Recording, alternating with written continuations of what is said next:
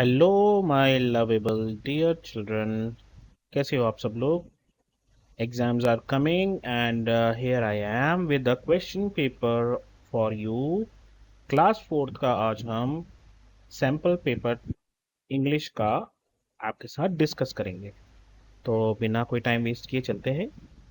सबसे पहले हम समझते हैं पेपर कैसे आने वाला है।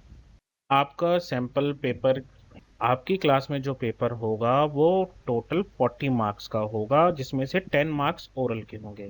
और रिटन मार्क्स जो है वो आपका रिटन पेपर वो आपका 30 मार्क्स का होगा पेपर। इस 30 मार्क्स में क्या क्या आएगा? रीडिंग कॉम्प्रिहेंशन, जहां पर आपको एक या दो पैराग्राफ देंगे और आपसे 10 क्वेश्चंस पूछे जाएंगे पैराग्राफ में से। प्रोज एंड पोएट्री का मतलब हो गया कि यहाँ पर आपके पास 3 क्वेश्चन आंसर आएंगे 5 मार्क्स के। और ग्रामर में 5 क्वेश्चंस आएंगे एक एक मार्क्स के। और क्रिएटिव राइटिंग में आपको एक पैराग्राफ दे देंगे या पिक्चर दे देंगे, आपको उसके ऊपर 5 सेंटेंसेस लिखने होते हैं। और सबसे एंड में आएगी स्पेलिंग 5 मार्क्स की। तो आइए देखते हैं मैंने आपके लिए क्या पेपर बनाया है। Read the passage and answer the following questions. Honey bees are small insects that live together in colonies called beehives। Honey bees जो है वो छोटे इंसेक्ट्स होते हैं, वो एक साथ रहते हैं, दे लिव टुगेदर कॉलोनीज में। और उस कॉलोनी को कहते हैं हाइव, मतलब उनके घर को कहते हैं हाइव। इसलिए हम बोलते हैं bee hive. They are important because they help plants grow by pollinating flowers. वो इसलिए इम्पोर्टेंट है बेटा क्योंकि उनकी वजह से बहुत सारे नए प्लांट्स और फ्लावर्स जो हैं वो नई जगह पर उगते हैं। ऐसा कैसे होता है कि जब वो फूल पर बैठते हैं और फूल में क्या होता है, उनके पैरों के साथ फूलों के कुछ बीज जो है, सीड्स जो हैं वो चिपक जाते हैं। और जब वो दूसरी जगह जाते हैं तो वहां पर वो सीड्स गिर जाते हैं। और हमें पता है कि सीड से ही जो है वो नया प्लांट उगता है। Bees collect nectar, a sweet liquid made by flowers and pollen, a powder that helps flower make seeds। अब हनी बीज जो है वो क्या इकट्ठा करती है? वो इकट्ठा करती है नेक्टर। नेक्टर क्या होता है? फूलों का रस, जो मीठा रस जिससे वो शहद बाद में बनाती है। तो बीज नेक्टर कलेक्ट करती है और उसके साथ साथ में पॉलन नाम की एक चीज भी इकट्ठा होती है, उनके पैरों में चिपक जाती है वो क्या होता है? एक पाउडर होता है जिसकी वजह से सीड्स बनते हैं आगे। तो they carry these bags to their hive in special baskets on their legs. तो ये इन दोनों चीज़ों को कैसे लेकर जाती है? इनके ऐसा समझ लो जैसे इनकी लेग्स जो होती है ना, इनके लेग्स में स्पेशल बास्केट्स बनी हुई होती है। तो उसमें ये स्टोर होती जाती है और फिर ये अपने जो है हाइव में उनको लेकर चले जाते हैं। इनसाइड द हाइव बीज मेक हनी फ्रॉम नेक्टर। अब अपने घर में जाकर वो क्या करती हैं? बीज जो हैं हनी बनाती है उस नेक्टर से, उस नेक्टर से जो वो इकट्ठा करके लाई है। Honey is stored in honey combs. अब आप हनी कॉम्स क्या होता है? हनी कॉम्स, तो ये देखो, ये मैंने आपके लिए ड्रॉ किया है। ये जो है ऐसा जो हमको छत्ता दिखाई देता है, ये हनी कॉम का स्ट्रक्चर है, ये है हनी कॉम। तो हनी का होता है इन हनी कॉम में स्टोर होता है, which are made of wax. अच्छा, ये किसका बना हुआ होता है? ये बनता है वैक्स का, मोम का। Bees flap their wings to keep the hive cool. अब वो क्या करती हैं? जो हनी बीज है वो बहुत जोर जोर से अपने पंख फड़फड़ाती है ताकि उनका जो घर है वो ठंडा रहे, क्योंकि उनके घर में तो पंखे नहीं हो सकते। तो वो अपने विंग्स को ही पंखों की तरह इस्तेमाल करती हैं। And protect it from enemies, और अपने दुश्मनों से भी वो इस घर को बचा के रखती हैं। The queen bee lays eggs and worker bees take care of the babies and build new honeycombs। अब एक हनी बी के हाइव में, हनी एक बी हाइव में एक ही रानी मक्खी होती है, क्वीन बी। और उसका काम होता है कि वो अंडे देती है। और बाकी की जो वर्कर बीज होती है वो बच्चों का भी ध्यान रखती है और नए हनी कॉम्ब भी बनाती है। वर्कर बीज also defend the hive from intruders. और अगर कोई उनके घर में जबरदस्ती घुसने की कोशिश करे तो वर्कर बीज उनको भी मार के भगा देती है। Honey bees are busy and organised insects that play a big role in helping plants and flowers grow. Honey bees जो है वो हमेशा बिजी रहते हैं, वो कभी भी आलस नहीं करते, वो हमेशा काम करते रहेंगे और बहुत ही ऑर्गेनाइज्ड रहते हैं। वो ऐसा नहीं है कि आज मूड हुआ तो काम करेंगे, स्कूल से आके अपने जूते इधर उधर फेंक देंगे, बैग इधर उधर फेंक देंगे, नहीं। वो बहुत ऑर्गेनाइज्ड इंसेक्ट्स होते हैं और इसी वजह से प्लांट्स और फ्लावर्स ग्रो करते हैं। चलिए अब हम बात करेंगे क्वेश्चन आंसर्स की।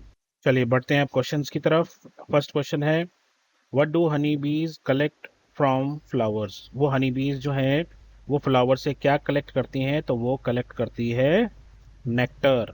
तो ऐसे आप इसको लिख सकते हो कि bees collect nectar from flowers.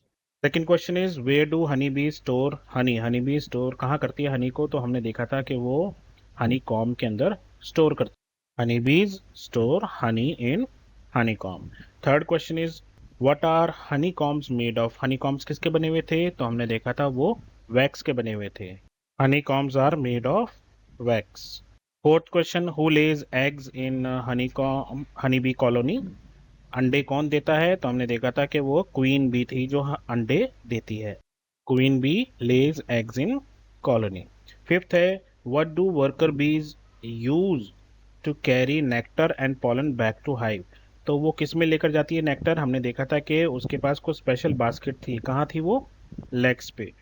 Honeybees use special basket on their legs to carry nectar and pollen. Sixth, what do bees do to protect their hive from enemies? अगर कोई इंट्रूडर उनकी उसमें घुसता है तो वो क्या करते हैं? They flap their wings. Seventh question, write plural of baby from the passage. Baby का plural होता है babies, तो ऐसे आप इसे लिख देंगे। बढ़ते हैं एट्थ क्वेश्चन की तरफ। Right any noun word from the passage. वैसे तो बहुत सारे नाउन वर्ड हैं पर कोई भी एक आपको यहाँ पर लिखना है, तो आप कोई भी लिख लो। हनी लिख लो, हनी बीज लिख लो, हनी कॉम्ब लिख लो, नेक्टर लिख लो, पॉलन लिख लो। ये सब नाम है किसी चीज़ के, इसलिए नाउन है। नाउन क्या होता है? किसी भी चीज़ का नाम। तो हमने यहाँ पर लिख दिया हनी कॉम्ब।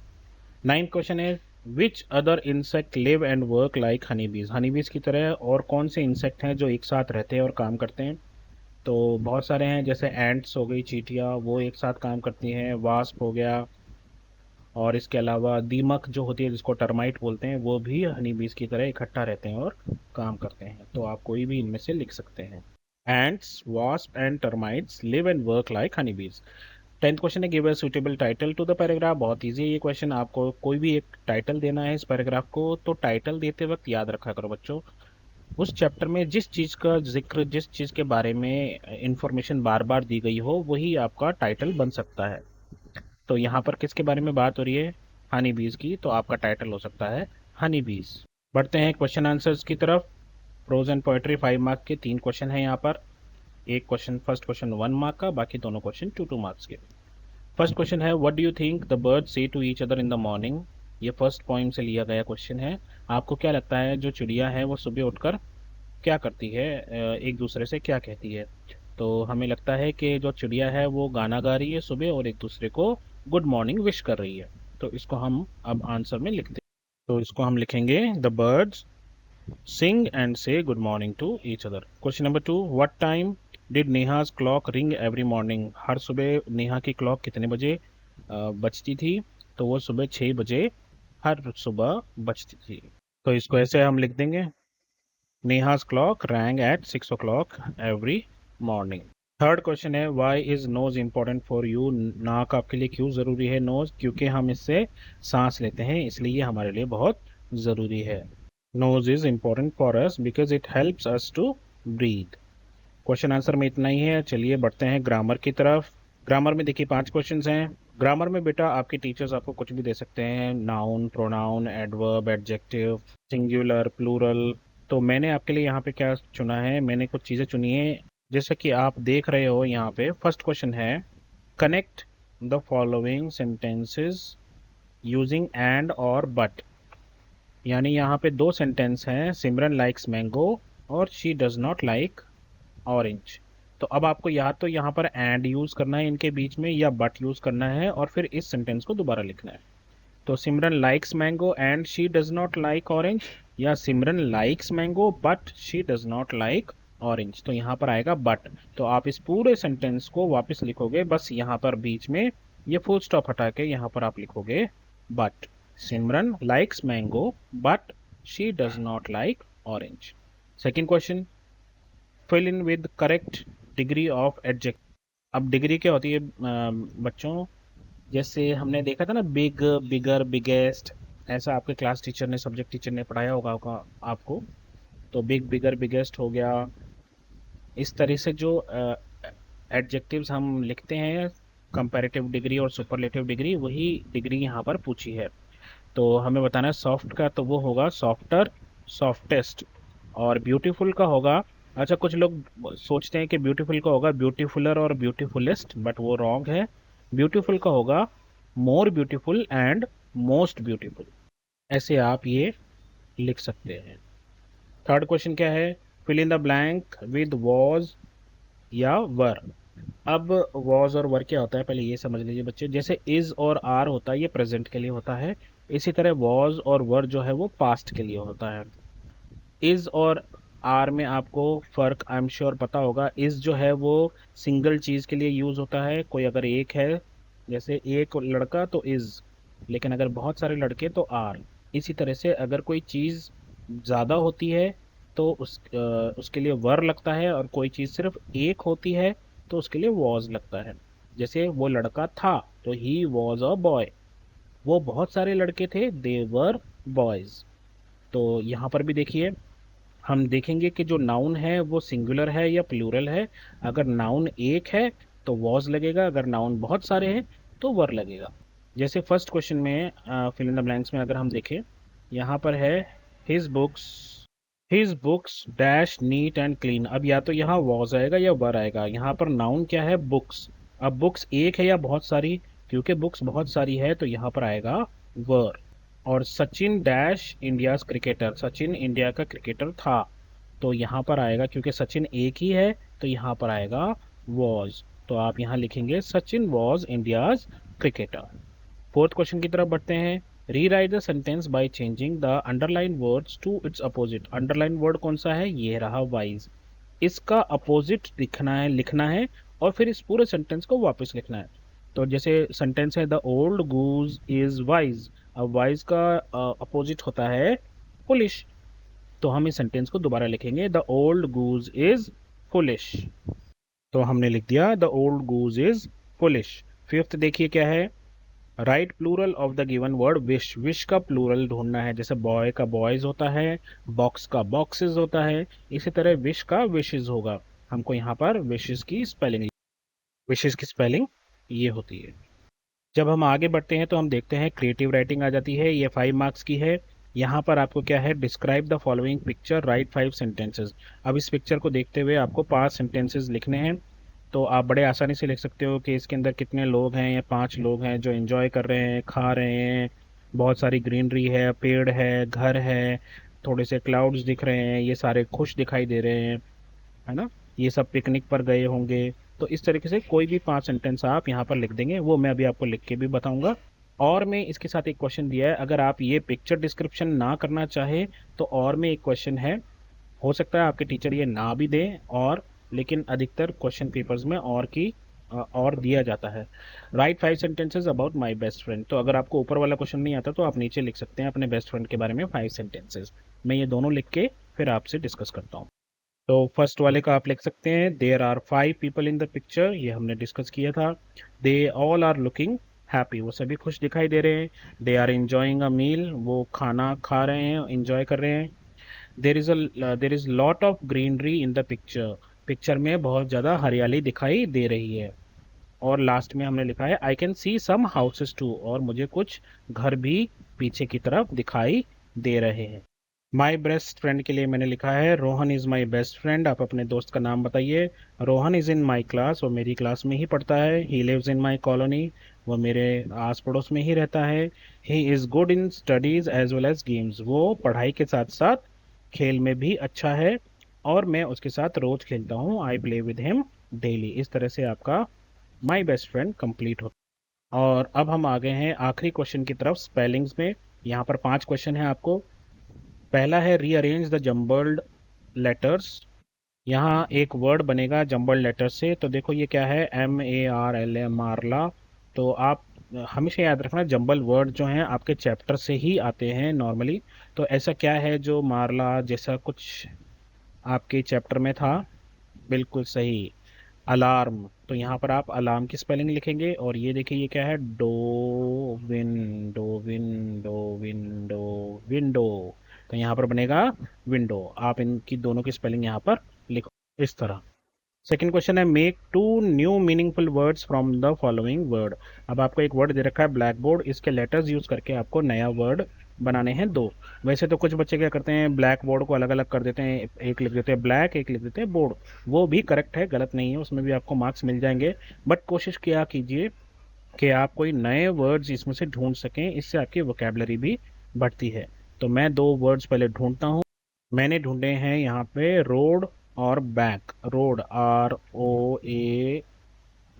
ROAD रोड बन गया, और बैक बन गया BACK। आपकी इच्छा है, आप दूसरे वर्ड्स लिखना चाहो आप वो भी लिख सकते हो अपनी मर्जी से, बस करेक्ट होना चाहिए। थर्ड क्वेश्चन है correct circle the correct word. यहाँ पर जिसकी भी स्पेलिंग करेक्ट आपको लग रही है उसको आपको सर्कल करना है, जैसे गिगल, गेगल, गिगल। तो यहाँ पर जो ये वाला मुझे लग रहा है ये सही है, तो आप जो है यहाँ पर इस पे सर्कल कर इस तरह। अब सेकंड जो है वो है निडल, नीडल, नीडल। तो यहाँ पर हमें ये सेंटर वाला जो है वो सही लग रहा है, तो हम इसको सर्कल कर देंगे। अब फोर्थ क्वेश्चन क्या है, fill in the blank with correct letters and make a word. यहाँ पर आपको स्पेलिंग देखनी है और बताना है कि ये कौन सा वर्ड हो सकता है। तो जैसे B-E-Z-E, तो यहाँ पर आपको दिखेगा कि ये वर्ड जो है ये है ब्रीज। तो आप यहाँ पे आर और यहाँ पे ई लिख देंगे और ये बन जाएगा ब्रीज। इसी तरह से ये बनेगा। ये बहुत सारे वर्ड्स बन सकते हैं, यहाँ पर डबल ओ लगकर स्टूल बन सकता है, यहाँ पर डबल ई लगकर स्टील बन सकता है, यहाँ पर E-A लगकर स्टील यानी चुराना बन सकता है। तो ये डिपेंड करता है आपके ऊपर कि आप यहाँ पर क्या बनाना चाहते हो। तो जैसे मैं यहाँ पर और A लगाकर चुराने वाला स्टील लिख देता हूँ। आपकी मर्जी है, आप यहाँ पर कुछ भी लिख सकते हो इस तरह से। Last question, one who perform super natural thing, जो जादू करता है उसको क्या बोलते हैं, जादूगर। जादूगर गोगा, हा हा हा हा हा। तो यहाँ पर आप जो है इसको अंडरलाइन कर लीजिए या सर्कल कर लीजिए। तो मेरी तरफ से बच्चों इतना ही। अपना ध्यान रखिएगा, मम्मी पापा का कहना मानिएगा, और अगर कोई प्रॉब्लम हो तो नॉक नॉक कीजिए और बोलिए हेलो अध्यापक। Thank you all and all the best for your exams. Take care. Bye bye.